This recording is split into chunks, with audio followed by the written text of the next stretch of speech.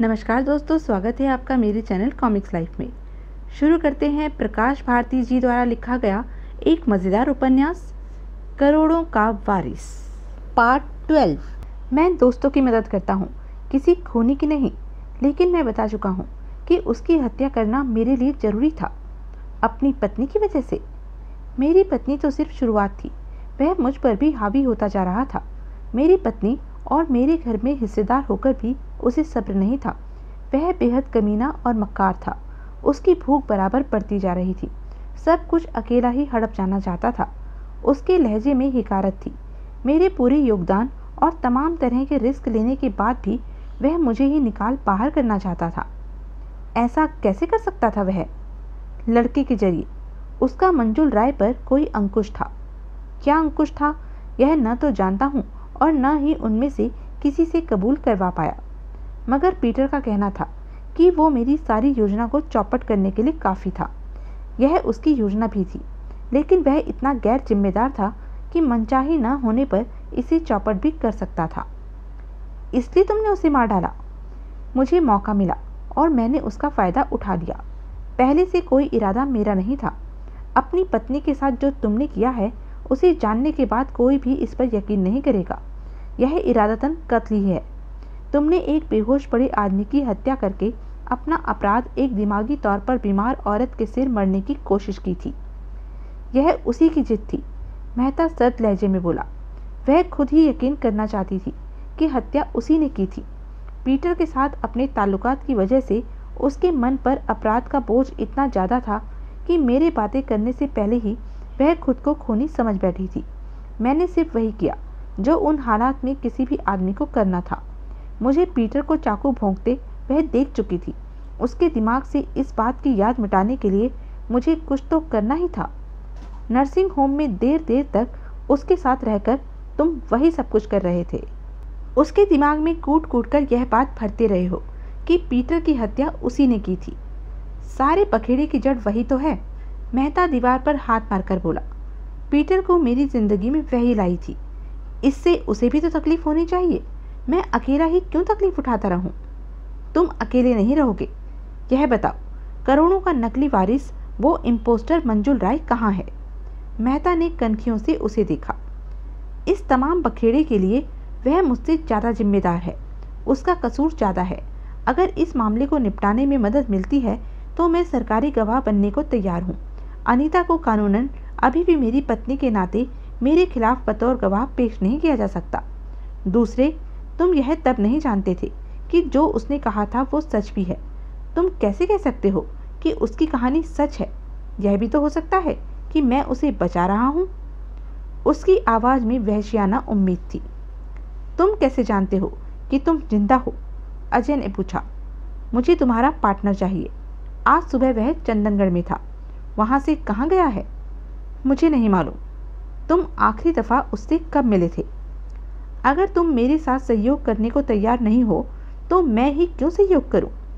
खाली राइफल अभी भी अजय के हाथ में थी। उसे उल्टी करके उसने डंडे की तरह दोनों हाथों से सिर से ऊपर तान लिया। इसलिए अजय गुर्राया। मेहता ने अपना सिर इतनी तेजी से पीछे किया कि सिर दीवार से टकरा गया। तुम मेरे साथ जबरदस्ती नहीं कर सकती। अगर तुम नहीं बताओगे तो मैं तुम्हारी खोपड़ी तोड़ दूंगा, अजय हिंसक स्वर में बोला। मैं जानता हूँ, पिछली रात वह तुम्हारे पास आया था, तभी तुम्हें अपनी योजना मिट गई नजर आ गई थी। इसलिए आज सुबह तुम अनीता को अचानक नर्सिंग होम से डिस्चार्ज कराकर ले आए। बोलो, ठीक कह रहा हूँ ना मैं? हाँ, मेहता कल्पित स्वर में बोला। मंजुल यहाँ किस लिए आया था? अपने एक वियरर चेक के बदले में उसे नगद रकम चाहिए थी। मेरे पास सिर्फ 7,000 रुपये थे। मैंने सब उसे दे दिए। उसे किस लिए पैसा चाहिए था यह उसने नहीं बताया। अजीब और समझ में ना आने वाली बातें कर रहा था। ऐसा लगता था मानो भयानक मानसिक तनाव के दौर से गुजर रहा था। क्या बातें की थी उसने? उसके हर एक लफ्ज़ को दोहरा पाना मेरे लिए नामुमकिन है। मैं खुद बहुत परेशान था। उसने अनिल दीवान और उसकी मौत के बारे में ढेर सारे सवाल पूछ डाले, लेकिन मेरे पास उनका कोई जवाब नहीं था। उसका दिमाग फिर गया है। अनिल दीवान के बेटे का अभिनय करते करते उस चालाक लड़के को यह यकीन हो गया लगता है कि वह वास्तव में अनिल दीवान का बेटा है। रोजी भी उसके साथ थी। हाँ, लगता है उसी को प्रभावित करने के लिए वह ऐसी बातें कर रहा था। उसकी इस एक्टिंग से वह यकीनन प्रभावित भी हो गई थी, लेकिन जैसा कि मैंने कहा, वह खुद भी इस पर पूरा यकीन करता नजर आ रहा था। वह इतना ज़्यादा उत्तेजित था कि उसने मुझे धमकी दी। अगर अनिल दीवान के हत्यारे के बारे में उसे नहीं बताया तो वह मेरी जान ले लेगा। मैं समझ नहीं सका कि उसे क्या जवाब दूँ। अंत में मुझे अनिल दीवान की चंदनगढ़ में आया रही उस औरत का नाम याद आ गया जो अब शांतिपुरम में रहती है। Mrs Maria Samuel. हाँ, मुझे कुछ न कुछ बताकर उससे जान तो छुड़ानी ही थी। तभी पुलिस की एक कार प्रवेश द्वार के बाहर आ रुकी। इंस्पेक्टर रावत के 2 मातहत अंदर आए और मेहता को पीटर की हत्या के आरोप में हथकड़ियां लगा दी गई। अजय उसी शाम सलीमपुर होता हुआ शांतिपुरम पहुंच गया। मारिया सैमुअल अपने घर में ही मौजूद थी और अकेली थी। इस दफा वह सही ढंग से पेश आई और उसे अंदर लिवा ले गई। मुझे उम्मीद थी तुम जरूर आओगे, वह बोली। आज सुबह एक और विजिटर भी आया था। शरद दीवान? अजय ने पूछा। हाँ, शरद दीवान, वही छोटा सा लड़का जिसकी चंदनगढ़ में मैंने देखभाल की थी। इतनी बरसों बाद और उसे जवान देखकर मुझे अच्छा लगा। उसकी गर्लफ्रेंड भी बड़ी प्यारी है, उसे साथ ही लाया था। वे तुम्हारे पास किस लिए आए थे? जिस लिए तुम आते रहे हो। जानकारी? किस बारे में? उसी रात के बारे में। मैंने सोचा उसे सच्चाई जानने का हक है, इसलिए जो तुम्हें बताया था उसे भी बता दिया। पीटर, बेंजामिन और नारायण के बारे में। यह सुनकर उस पर क्या प्रतिक्रिया हुई? उसने गौर से सब सुना और जब मैंने रूबीज के बारे में बताया तो सचमुच उसके कान खड़े हो गए। रूबीज के बारे में अपनी दिलचस्पी की वजह बताई उसने? उसने कुछ नहीं बताया। वह उठा और जल्दी से बाहर निकल गया और दोनों अपनी नई सफ़ेद कार में सवार होकर तेजी से चले गए। वे इतनी जल्दी में थे कि चाय तक नहीं पी। उनका व्यवहार कैसा था? मेरे साथ? हाँ, बहुत ही अच्छा। उस लड़की ने मुझे बताया कि जैसे ही शरद अंधेरे से निकलने का रास्ता ढूंढ लेगा वे शादी कर लेंगे। अंधेरे से क्या मतलब था उसका? पता नहीं, लेकिन उसने कहा यही था और लड़का अपने बाप की मौत के बारे में सुनकर वाकई बहुत दुखी था। उसने बताया कि अब क्या करेगा या कहाँ जाएगा? नहीं, उसने एयरपोर्ट जाने के बारे में मुझसे पूछा था कि टैक्सी कहाँ से मिलेगी। मैंने बता तो दिया, लेकिन सुनकर काफ़ी अजीब जरूर लगा। बाहर खड़ी नई कार पास में होते हुए भी वह टैक्सी के बारे में पूछ रहा था। वह गिरफ्तार किए जाने से बचता फिर रहा है। वह मानता है अगर उसने एयरपोर्ट पर कार छोड़ी तो वो पहचान ली जाएगी। उसे कौन गिरफ्तार करना चाहता है? पुलिस? हाँ। क्यों? इसलिए कि वह अनिल दीवान या शिशिर शर्मा का बेटा नहीं है, वह फ्रॉड है। ऐसा कैसे हो सकता है? वह अपने बाप से हूबहू मिलता है। उसकी इस समानता से ही तो सब धोखा खा रहे हैं। असल में उसका नाम मंजुल राय है और वह नेपाल का एक मामूली बदमाश है। मारिया सैमुअल चकराई। लेकिन देखने में तो वह नेपाली बिल्कुल नहीं लगता। उसके माँ बाप भी नहीं लगते। उसकी माँ वहाँ धनगढ़ी में एक बोर्डिंग हाउस चलाती है। धनगढ़ी में? हाँ। क्यों?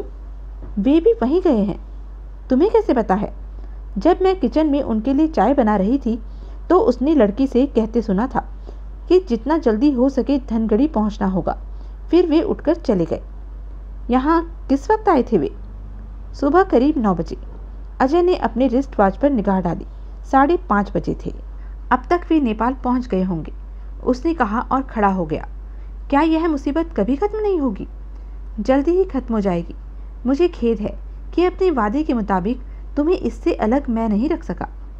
अब तुमसे कोई शिकायत मुझे नहीं है। मैंने अपने पति को सब बता दिया। उसने कहा है सच्चाई की खातिर अगर अदालत में भी गवाही देनी पड़े तो वो भी मुझे देनी चाहिए। वह बहुत अच्छा आदमी है। अजय मुस्कुराया। उसकी पत्नी भी बहुत अच्छी है। नहीं, मगर मैं उसे और अपने बेटे को बहुत प्यार करती हूँ। उस लड़की के बारे में सोचकर यकीन करने को मन नहीं करता कि वह लड़का बदमाश है। लेकिन मैं जानती हूँ जिंदगी कैसे कैसे रंग दिखाती है। मैं खुद ऐसे दौर से गुजर चुकी हूँ। तुम्हारी किस्मत अच्छी है, मगर सभी तुम्हारी तरह खुशकिस्मत नहीं होते। वह गहरी सांस लेकर रह गई। रात में करीब 3 बजे अजय धनगढ़ी पहुंचा। पुरानी बस्ती के उस लाल मकान में रोशनी थी। अजय ने किराए की अपनी कार पार्क करके दरवाजे पर दस्तक दी। उसी मोटी औरत ने दरवाजा खोला। अजय को पहचानते ही उसका चेहरा कठोर हो गया। क्या चाहते हो? दोबारा यहाँ क्यों आए हो? तुम्हारे बेटे की तलाश में। वह यहीं है? मंजुल, वह जवाब सोचती हुई बोली। वह तो कई साल से मेरे पास नहीं आया। उसके पीछे अंधेरे में खरखराती सी मर्दाना आवाज उभरी। इसकी बात पर यकीन मत करना। उसका बूढ़ा पति एक हाथ से दीवार का सहारा लिए घिसटता सा आगे आ गया। वह काफी पिए हुए लग रहा था। उसके लिए यह बड़े से बड़ा झूठ बोल सकती है। बकवास मत कर बूढ़े लंगूर। औरत की आंखें गुस्से से सुलगती सी नजर आ रही थी। उसके बेटे को भी गुस्से से सुलगती ऐसी ही आंखें अजय देख चुका था। वह बूढ़े की ओर पलटी तो धूल अटे लिबास वाला बूढ़ा सहम कर पीछे हट गया। तुमने लड़के को यहाँ देखा था? अजय ने उससे पूछा। नहीं, उसकी तकदीर अच्छी थी कि उस वक्त मैं यहाँ नहीं था, वरना मैंने उसके टुकड़े कर डालने थे, लेकिन यह मिली थी उससे। मंजुल कहाँ है? अजय ने औरत से पूछा। इसने मुझे बताया था, वे होटल में ठहरने वाले हैं। उसकी जगह बूढ़े ने जवाब दिया। वह और लड़की दोनों। औरत भी खामोश नहीं रह सकी। उन्हें होटल में जाने की ज़रूरत ही नहीं थी। वह बोली, मैंने उनसे यहीं अपने घर में रहने के लिए कहा था, लेकिन मेरा ख्याल है वह लड़की यहाँ रहना नहीं चाहती थी। लड़की बिल्कुल ठीक है? हाँ, औरत ने जवाब दिया। मुझे उसकी नहीं, मंजुल की फिक्र है। समझ में नहीं आता कि इतनी सालों के बाद वह यहाँ क्या करने आया है। वह शुरू से ही पागल है, बूढ़ा बोला, लेकिन मक्कार भी बहुत ज़्यादा है। उससे होशियार रहना यंग मैन। वह बातें तो चिकनी चुपड़ी करता है, लेकिन असल में काला नाग है। यह होटल कहाँ है? बस स्टैंड के पास होटल नंदन है, आसानी से मिल जाएगा, लेकिन हमें दूर ही रखना। वह कमीना हमें भी अपने बखेड़े में फंसाने की कोशिश करेगा, मगर मैं एक इज्जतदार आदमी। बको मत, उसकी पत्नी चिल्लाई। मैं उसे दोबारा मिलना चाहती हूँ। उन दोनों को आपस में उलझता देखकर अजय बाहर आ गया। नंदन औसत दर्जे का बढ़िया होटल था। 3 मंजिला इमारत में सेकंड फ्लोर पर कॉर्नर की एक खिड़की में रोशनी नजर आ रही थी। दूसरी रोशनी लॉबी में थी। रिसेप्शन डेस्क पर मौजूद नींद से बोझिल आंखों वाले अधेड़ नेपाली ने उबासी लेते हुए अजय को देखा। कहिए, मुझे एक कमरा चाहिए। मिलेगा? ज़रूर, 100 रुपये रोज लगेंगे। नेपाली या इंडियन? अधेड़ ने खीसें निपोड़ दी। आप तो इंडियन हैं, इंडियन करेंसी ही देंगे। अजय ने 100 रुपये का एक नोट डेस्क पर डाल दिया। अधेड़ ने एक रजिस्टर खोलकर उसकी ओर खिसकाया। नाम पता लिखकर साइन कर दीजिए। अजय ने नाम पता लिखते समय नोट किया। उससे पहली एंट्री मिसेस और मिस्टर शरद दीवान, दीवान पैलेस, करीमगंज, इंडिया की थी। पहले से ही 2 और इंडियन यहाँ ठहरे हुए हैं। वह बोला। हाँ, जवान जोड़ा है साहब, हनीमून मना रहे लगते हैं। मैंने उन्हें सबसे बढ़िया कमरा दिया है। सेकंड फ्लोर पर कॉर्नर वाला? अधेड़ ने उसे घूरा। उन्हें डिस्टर्ब मत करना साहब। बिल्कुल नहीं करूँगा। अधेड़ ने एक चाबी हुक से उतारकर उसके सामने डाल दी। रूम नंबर 208 सेकंड फ्लोर पर दूसरे सिरे पर है। मैं आपको पहुंचा दूं? शुक्रिया, मैं खुद ही ढूंढ लूँगा। अजय सीढ़ियों द्वारा सेकंड फ्लोर पर पहुंचा। रूम नंबर 208 में जाकर अपने ओवरनाइट बैग से उसने एकदम असली नजर आने वाली नकली पिस्तौल निकाली। टनकपुर में सबसे बड़े स्टोर से खरीदी गई उस पिस्तौल से किसी को डराने का काम आसानी से लिया जा सकता था। अपने कमरे से निकलकर वह दबे पांव गलियारे में चल दिया। कॉर्नर के कमरे में बंद दरवाजे के नीचे बनी झिर्री से रोशनी बाहर आ रही थी। अंदर से धीमे खर्राटों के अलावा धीरे से खांसने की आवाज़ भी आती सुनाई दी। कुछ एक सेकंड के पश्चात पुनः खांसी सुनाई दी।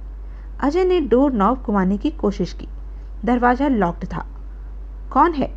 अंदर से रोजी मैदान का स्पष्ट स्वर उभरा। अजय चुपचाप खड़ा रहा। रोजी की आवाज़ पुनः सुनाई दी। शरद, उठो।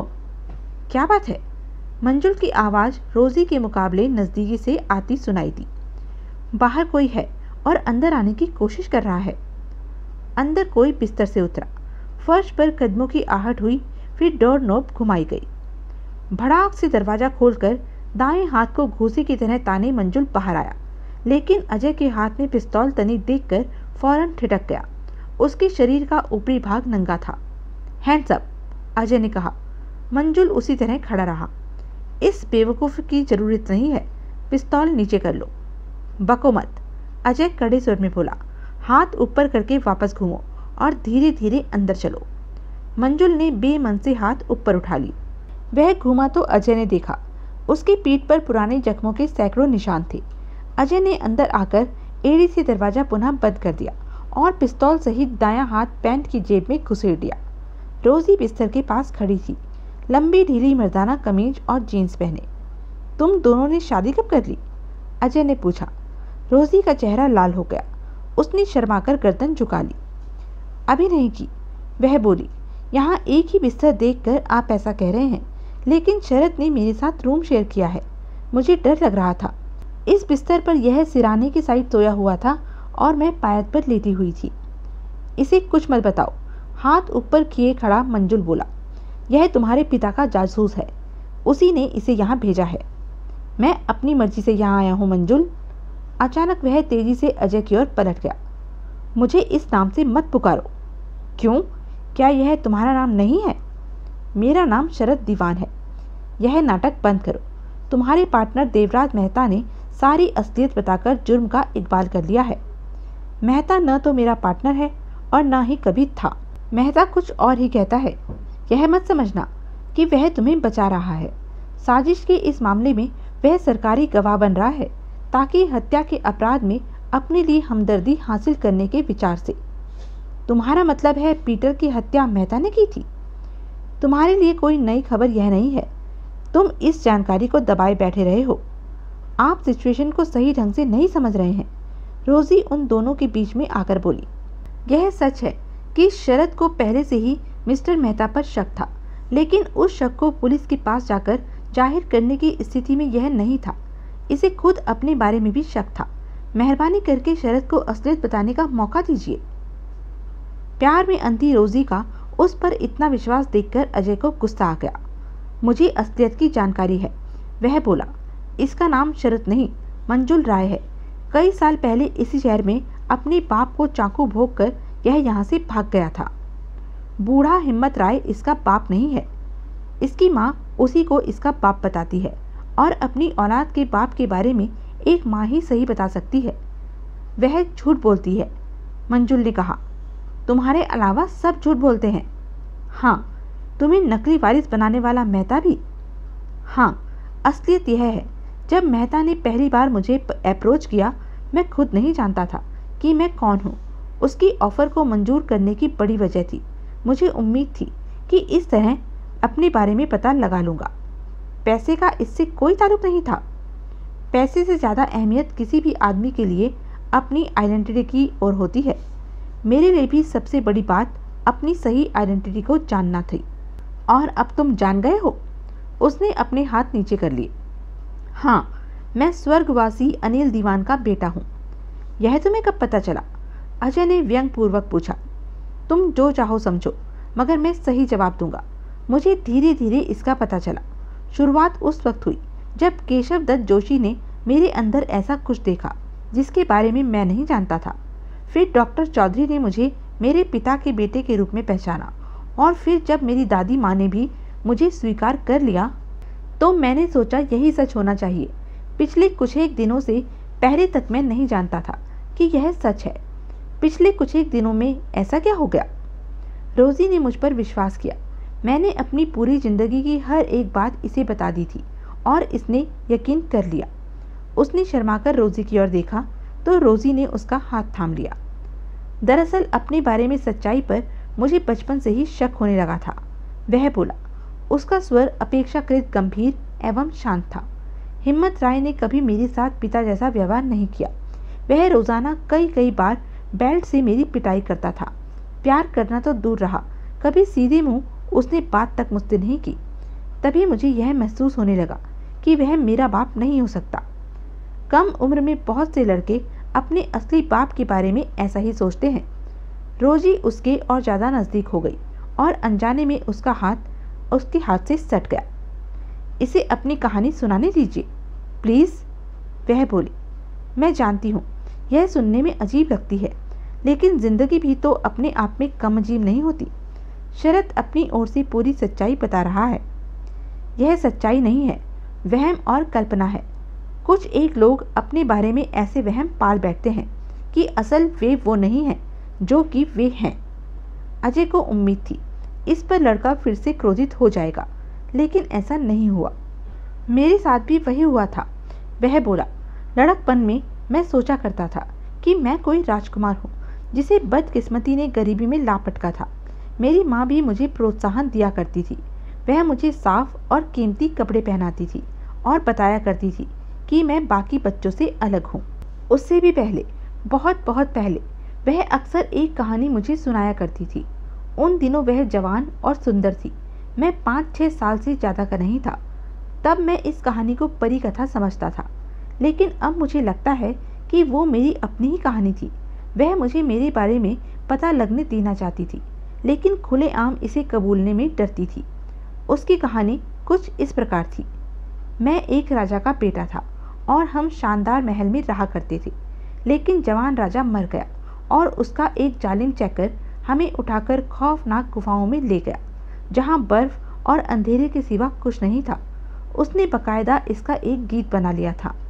लाल पत्थर जड़ी सोने की एक अंगूठी थी, वह मुझे दिखाया करती थी, जिसे राजा बतौर यादगार उनके पास छोड़ गया था। उसने उत्सुकतापूर्ण प्रश्नात्मक निगाहों से अजय की ओर देखा। दोनों की निगाहें पहली बार आपस में मिली और अजय को लगा उनके बीच वास्तव में एक असलियत पैदा हो गई। रूबी की अंगूठी? अजय ने पूछा। वही होनी चाहिए थी। कल शांतिपुरम में मारिया सैमुअल नामक एक औरत से मैंने बातें की थी। तुम भी उसे जानते हो और उसकी कहानी भी सुन चुके हो। उसकी बातों से मेरी कई ऐसी उलझनें दूर हो गई जो मुझे परेशान करती रही थी, और इससे उन बातों की पुष्टि भी हो गई जो कई साल पहले पीटर ने मुझे बताई थी। उसने बताया कि हिम्मत राय मेरा सौतेला बाप है। उसका असली नाम नारायण दास है और वह एक पुराना सजाया अफ्ताब मुजरिम है। वह मेरी माँ को चंदनगढ़ के एक बदनाम होटल से निकाल कर लाया था और इसे अपनी प्रेमिका बना लिया था। फिर जब नारायण को सज़ा हुई और वह जेल चला गया तो मेरी माँ ने मेरे बाप से शादी कर ली, लेकिन नारायण जेल से भाग आया। उसने उन्हें ढूंढ निकाला और मेरे बाप की हत्या कर दी। पीटर ने यह कब तुम्हें बताया था? जिस रोज़ मैं उसके साथ घर से भागा था, उसी रोज़ बोर्डिंग हाउस के बिल को लेकर हिम्मत राय से उसकी मारपीट हुई थी। मैं नीचे सीढ़ियों में खड़ा सुन रहा था। वे हमेशा लड़ते रहते थे। हिम्मत राय पीटर के मुकाबले में बूढ़ा और कमज़ोर था, फिर भी उसने पीटर का जमकर मुकाबला किया और उसे मार मार कर किचन के फर्श पर बेहोश कर दिया था। मैंने पीटर के ऊपर पानी डाला और उसे होश में ले आया। तब उसने बताया कि हिम्मत राय ने ही मेरे पिता का मर्डर किया था। मैं किचन से गोश्त काटने वाला छुरा लेकर ऊपर अपने कमरे में जा छुपा। फिर जब हिम्मत राय ने मुझे कमरे में लॉक करने की कोशिश की तो मैंने उसके पेट में छुरा भोंक दिया। उस वक्त मुझे लगा कि मैंने उसे मार डाला था। बाद में जब टनकपुर पहुंचकर मैंने अखबार देखा तो मुझे पता चला कि वह मरा नहीं था। जिस ट्रक में हम टनकपुर पहुंचे थे वो ठीक पुलिस स्टेशन के पास अचानक खराब हो गया। मैं ट्रक से उतरकर कुछ खाने पीने के लिए पास ही एक ढाबे में चला गया। ट्रक बीच सड़क में खड़ा था। 3 पुलिस वाले वहां आ पहुंचे और पूछताछ करने लगे। पीटर ने घबराकर भागना चाहा तो पुलिस वालों ने उसे पकड़ लिया और अपने साथ ले गए। उसके बाद करीब 6 महीने पहले ही वह दोबारा मुझे मिला। तब उसने कहा कि उसने झूठ बोला था। हिम्मत राय का मेरे पिता की हत्या से कोई वास्ता नहीं था। मेरे जरिए हिम्मत राय से बदला चुकाने के लिए उसने वो सब कहा था। तनिक रुककर उसने पूछा, अब तुम समझे कि क्यों मैंने पीटर की बात मानकर उसकी योजना में शामिल होने का फैसला किया था? मैं नहीं जानता था उसकी कौन सी कहानी सच थी या फिर सच्चाई कुछ और ही थी। मुझे तो पीटर पर भी शक था कि उसने मेरे पिता को मार डाला था, वरना उसे मर्डर का पता कैसे चला? लड़के की कहानी इस संबंध में प्राप्त सभी तथ्यों पर पूरी तरह फिट बैठ रही थी, इसलिए न चाहते हुए भी अजय इस पर विश्वास करने को विवश था। पीटर उसमें इन्वॉल्व था? वह बोला। इसलिए जब वह दोबारा तुम्हें इस्तेमाल करना चाहता था तो उसने अपनी कहानी बदल दी। इसलिए मेहता समेत किसी भी दूसरे शख्स के सामने वह कबूल नहीं कर सकता था कि वह जानता था कि तुम कौन हो। वह कैसे इन्वॉल्व था? पीटर शुरू से ही इसमें पूरी तरह इन्वॉल्व रहा था। अजय ने मन ही मन कहा। अनिल दीवान को कुल्हाड़ी का और अनिल दीवान के हत्यारे को चाकू का निशाना बनवाने वाला वही तो था। मेहता की बीमार पत्नी को जुए में मोटी रकम हारने के लिए उकसाने वाला भी वही था। मेहता की दौलत हासिल करने की शुरुआती योजना बेचने वाला भी वही था। अंत में अपनी इन तमाम चालाकियों और मक्कारियों की कीमत उसे मेहता के हाथों जान देकर चुकानी पड़ी। उस जैसे आदमियों का देर सवेर एक ही अंजाम होता है, कुत्ते की मौत मारे जाना। वही उसके साथ हुआ।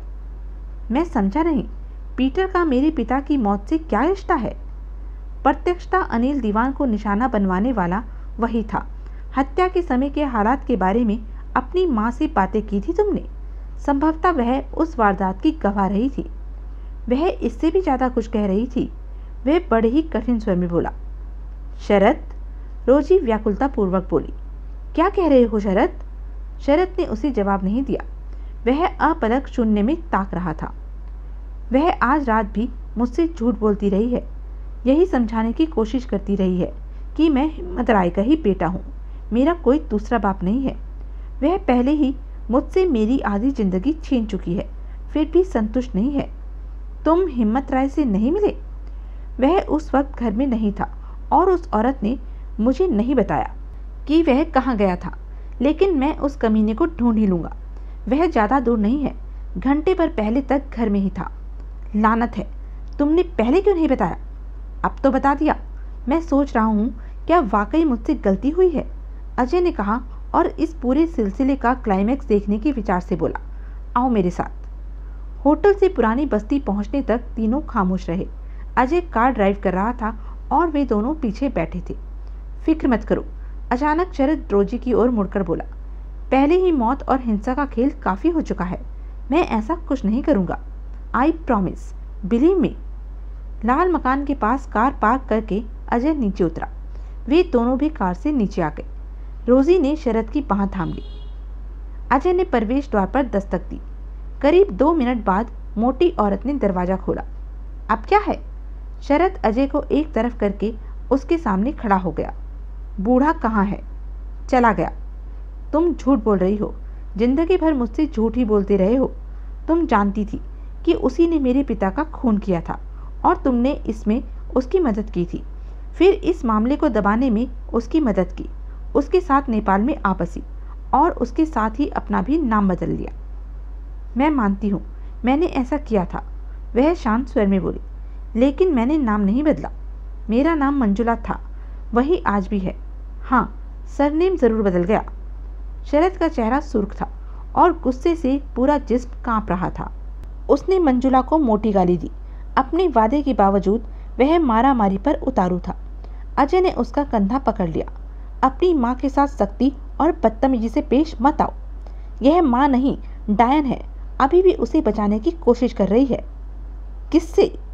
मंजुला ने तीव्र स्वर में पूछा। किससे बचा रही हूँ उसे? हत्या के अपराध की सजा पाने से। उसके लिए बहुत देर हो चुकी है बेटा, वह सिर हिलाकर बोल। नारायण दास उर्फ हिम्मत राय अपनी सजा सुन चुका है। वह समझ गया था उसे अपने गुनाहों की कीमत चुकानी पड़ेगी। उसने कहा, मौत के इंतजार में जेल की कोठरी में एड़ियां रगड़ने की बजाय वह खुद ही अपनी जान ले लेगा। उसने फांसी लगा ली। मैंने उसे रोकने की कोशिश नहीं की। आओ दिखाती हूँ। तीनों उसके पीछे मकान में दाखिल हो गए। दूसरी मंजिल पर पीछे के एक कमरे में बूढ़ा छत के बीचों बीच गड़े लोहे के एक मजबूत हुक से गर्दन में लिपटी बंधी मजबूत रस्सी के सहारे जमीन से करीब 1.5 फुट ऊपर लटका हुआ था। आंखें बाहर उबल आई थी और मुंह से बाहर लटकी हुई थी। उसके पैरों के पास एक कुर्सी उल्टी पड़ी थी। शक की कोई गुंजाइश नहीं थी, उसने खुद ही अपनी जान ले ली थी। रोजी को यहाँ से बाहर ले जाओ शरद, अजय ने कहा। नहीं, मैं ठीक हूँ, शरद से सटी खड़ी रोजी बोली। मुझे डर नहीं लग रहा है। यकीन आ गया? अलग खड़ी मंजुला बोली। मैंने उसे बता दिया था कि तुम दोनों में से अब एक ही रहेगा और उसके लिए और ज़्यादा झूठ बोलकर उसकी बजाय तुम्हें गिरफ्तार मैं नहीं होने दूंगी। लेकिन तुमने इतने लंबे अरसे तक झूठ क्यों बोला? शरद ने इल्ज़ाम लगाने वाले लहजे में पूछा। उसने मेरे पिता को मार डाला, फिर भी क्यों तुम उसी के साथ रही? यह तुम नहीं समझोगे। क्यों? क्योंकि तुम मर्द हो और अब जवान हो गए हो। यह एक लाचार और बेबस माँ की मजबूरी थी। क्या मजबूरी थी? वो मजबूरी तुम थे। तुम्हारी जान बचाने के लिए मुझे उसी आदमी से शादी करनी पड़ी जिसने मेरे देवता समान पति को मार डाला था। मैंने उस शैतान को कुल्हाड़ी से तुम्हारे पिता का सिर काटते देखा था, सिर को पत्थरों के बोरे में भरकर समुद्र में फेंकते देखा था और धड़ को फर्श खोदकर कमरे में ही दफनाया जाते देखा था। उसने साफ कह दिया था कि अगर मैंने कभी किसी से उस बात का जिक्र किया तो वह तुम्हारी जान ले लेगा। तुम नन्ही सी जान थे, लेकिन उसे इससे कोई फर्क नहीं पड़ता था। अगर मैं उसके पैर पकड़कर गिड़गिड़ाते हुए उससे तुम्हारी जान की भीख नहीं मांगती तो उसने तुम्हारा भी वही अंजाम करना था। मुझे आज भी याद है, तुम सोए हुए थे और वह तुम्हारे पिता के खून से सनी कुल्हाड़ी तुम्हारे सिर पर ताने खड़ा था। तब तुम्हारी कसम खाकर मुझे वादा करना पड़ा कि उससे शादी करके उसी के साथ रहूंगी और इस बारे में कभी किसी के सामने जुबान नहीं खोलूंगी। अपनी वो कसम मैंने अब तक निभाई है। क्या तुम्हारे लिए बाकी जिंदगी उसके साथ गुजारना जरूरी था? मेरे पास और चारा भी क्या था? 16 साल तक मैं उसके और तुम्हारे बीच तुम्हारी ढाल बनी अपनी जिंदगी को घसीटती रही। 16 साल बहुत लंबा अरसा होता है, और जिन हालात में अपनी आत्मा को मारकर मैं जीती रही उनमें तो हर एक पल पहाड़ सा गुजरता है। मेरी अपनी चाहत या जीने का एक ही मकसद रहा, मैं ही तुम्हारी सुरक्षा की गारंटी थी। फिर तुम भाग गए और मुझे अकेली उसके पास छोड़ गए। तब मेरी जिंदगी में उसके अलावा कुछ नहीं रहा। इस सब के बावजूद मैं मानती हूँ कि दुनिया की सबसे बुरी, घटिया, गिरी हुई और कमीनी औरत हूँ और तुम्हारी गुनाहगार हूँ। इसलिए तुम्हें हक है कि डायन और चुड़ैल ही नहीं बल्कि जो भी तुम चाहो मुझे कह सकते हो। मैं ना तो कोई शिकायत करूँगी और ना ही कोई दुख मुझे होगा। शरद ने बोलने की कोशिश की मगर शब्द उसके मुंह में नहीं आ सके। तुम्हें शरद नाम कब और किसने दिया मैं बताती हूँ। मंजुला अपने ही रो में कही जा रही थी। तुम्हारे पिता ने अपने शिशिर नाम से मिलता जुलता यही नाम तुम्हारा रखा था। चंदनगढ़ से यहाँ पहुँचकर जब मैंने तुम्हारे पिता की याद के तौर पर तुम्हें शरद कहना शुरू किया तो शैतान नारायण ने कह दिया कि यह नाम उसे पसंद नहीं था। तब अपने नाम मंजुला से मिलता जुलता मंजुल नाम मैंने तुम्हें दिया था, लेकिन शरद ज़्यादा अच्छा और सही नाम है। अब तुम जाओ। नहीं माँ, शरद रोता हुआ उससे लिपट गया। तुम्हें छोड़कर मैं नहीं जाऊँगा, मुझे माफ़ कर दो, मैं तुम्हें नहीं छोड़ सकता। पागल मत बनो बेटा, तुम्हारी ज़िंदगी में मेरे लिए कोई जगह नहीं है। यह एक सच्चाई है और तुम्हें इसे कबूल करना ही पड़ेगा। मेरी फिक्र छोड़ो, इस लड़की और अपने भविष्य के बारे में सोचो। शरद उसी तरह उससे लिपटा बच्चों की भांति पिलक रहा था। अजय उस बोझिल माहौल से निकलकर अपनी कार में आ बैठा। सिगरेट सुलगाकर मंजुला के बारे में सोचने लगा। मंजुला ने ठीक ही कहा था, बेटे की जिंदगी में उसके लिए कोई जगह नहीं थी। 22 साल पहले जिस जाहिल, फूहड़ और बाजारू लड़की को दीवान पैलेस से निकाल दिया गया था, उसी के बेटे को अपने वारिस के रूप में वापस पाकर बुढ़िया मालती दीवान ने फक्र महसूस किया। खुशी से फूली नहीं समाई थी, लेकिन करोड़ों की स्वामिनी यह जानने की कोशिश नहीं की कि उसके वारिस को जन्म देने वाली औरत कहाँ और किस हाल में थी। अजय ने डिम लाइट ऑन करके उन दोनों पर निगाह डाली तो रोजी की बाएं हाथ की उंगली में सोने की अंगूठी उसे दिखाई दे गई। अंगूठी में जड़े लाल पत्थर की चमक से वह समझ गया कि वो रूबी की अंगूठी थी और मालती दीवान ने उन्हीं जेवरात का हिस्सा थी जो उसके बेटे अनिल दीवान ने 22 साल पहले दीवान पैलेस छोड़ने से पहले चुराई थी। और अब पत्नी की वो आखिरी निशानी मंजुला ने अपने बेटे की होने वाली पत्नी को अपनी ओर से बतौर तोहफा दे दी थी। वो अंगूठी अपने आप में इस बात का सबूत थी कि मंजुला अनिल दीवान की ही पत्नी थी। अजय कई पल खामोशी से उन्हें देखता रहा, फिर गर्दन घुमाकर इंजन स्टार्ट करके कार आगे बढ़ा थी। मोड़ पर घूमते हुए उसने रियर व्यू मिरर पर निगाह डाली। मंजुला उसी तरह चौखट थामे खड़ी थी। तो यह था प्रकाश भारती जी का एक मज़ेदार उपन्यास।